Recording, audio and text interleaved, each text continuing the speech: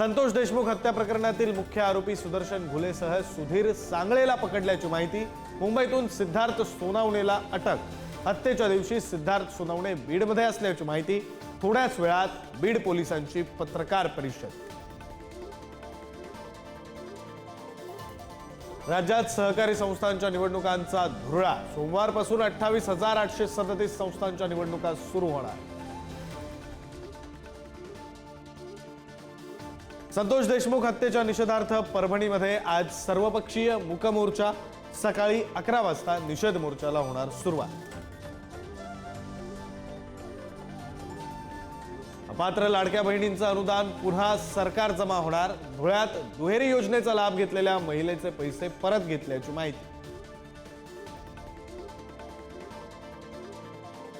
लाडकी बहीण योजनेच्या पडताळणीवरून राज ठाकरेंचा सरकारवर निशाणा। आता नावडती आणि लाडकी असं विभाजन होणार। राज ठाकरेंचा टोला।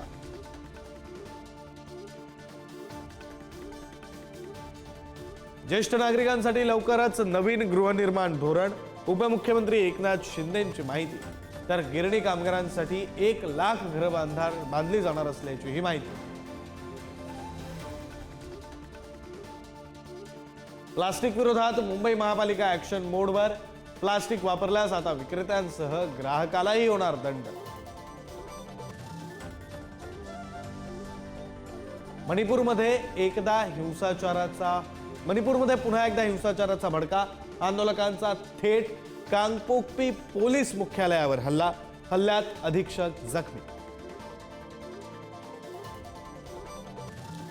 यंदा हापूसचा हंगाम महिनाभर उशिरा सुरू होणार। हवामान बदल, थ्रिप्स रोगांमुळे हंगाम लांबणी।